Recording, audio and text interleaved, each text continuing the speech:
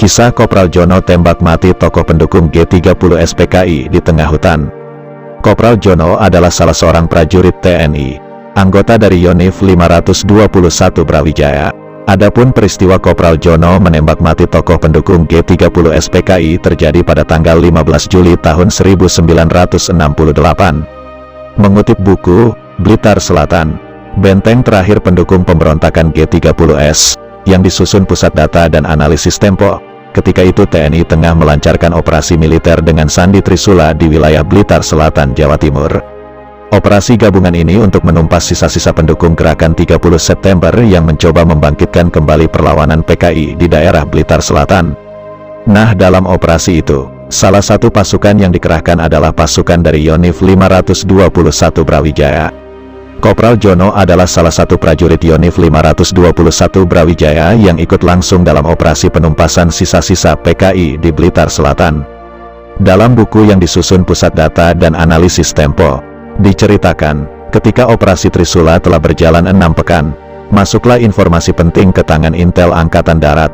Informasi penting yang diterima pihak intelijen ini menyatakan bahwa beberapa tokoh sisa PKI dan sejumlah pengawalnya sedang berkeliaran di sekitar hutan Tumpak Kepuh.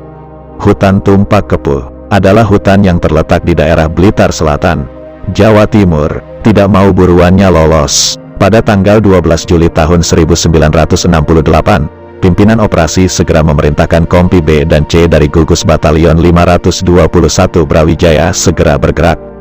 Mereka ditugaskan untuk melakukan penyergapan terhadap tokoh-tokoh sisa PKI yang menurut laporan intelijen tengah bersembunyi di hutan Tumpak Kepuh.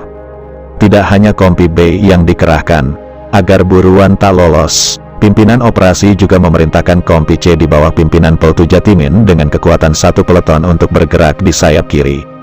Peleton Kompi C pimpinan Peltu Jatimin ini diplot jadi pasukan penyergap. Pada tanggal 15 Juli pagi, pasukan yang dipimpin Peltu Jatimin langsung bergerak menuju sasaran. Mereka pun bergerak masuk ke dalam hutan. Benar saja, ketika sudah masuk ke dalam hutan, pasukan peleton pimpinan Peltu Jatimin melihat bayangan orang yang berkelebat dalam keremangan pagi.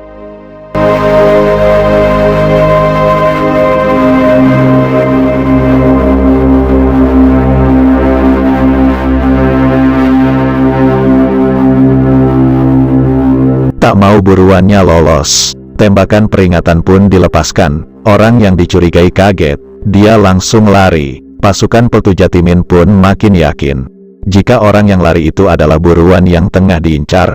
Setelah tembakan peringatan tak digubris, Peltu Jatimin pun langsung memerintahkan anak buahnya untuk menembak langsung ke sasaran. Kopral Jono, salah satu anak buah Peltu Jatimin yang langsung mengarahkan tembakan ke sasaran. Dor, serentetan tembakan yang dilepaskan Kopral Jono memecah keheningan pagi di hutan Tumpak Kepuh Blitar Selatan. Dalam keremangan pagi, bayangan hitam yang tadi sempat lari itu pun terkapar. Dia terkena tembakan Kopral Jono. Setelah itu, Peltu Jatimin memerintahkan anak buahnya agar memeriksa orang yang baru saja kena tembak Kopral Jono.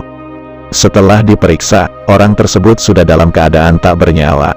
Di dekat tubuh orang yang tertembak tersebut, ditemukan tas hitam yang berisi antara lain radio transistor, sarung hijau rombeng, dan sebuah buku yang sampulnya bergambar Mao Zedong. Buku itu berjudul Kaum Buruh Sedunia, Bersatulah. Mengutip buku, Siapa Menabur Angin Akan Menuai Badai, G30 SPKI dan Peran Bung Karno, yang disusun Sugiarso Suroyo. Orang yang ditembak Kopral Jono itu awalnya sukar diketahui siapa dia sebenarnya.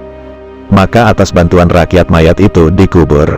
Beberapa barang bukti yang didapat dari saku si korban kemudian dibawa untuk diadakan penelitian, tulis Sugiarso Suroyo dalam buku yang disusunnya.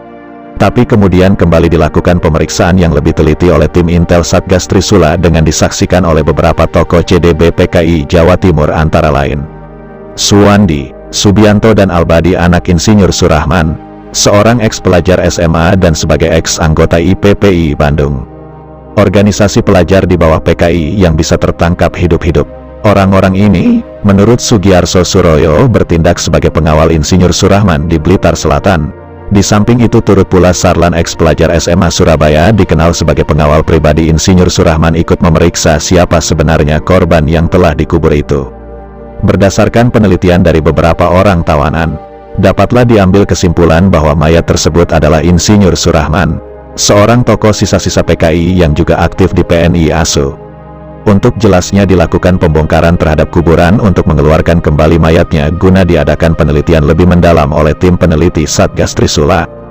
Demikianlah nasib Insinyur Surahman yang membangkang terhadap seruan Komandan Satgas Trisula ketika dilancarkan operasi pembersihan yang diadakan pada tanggal 15 Juli tahun 1968, tulis Sugiarso Suroyo dalam buku yang ditulisnya.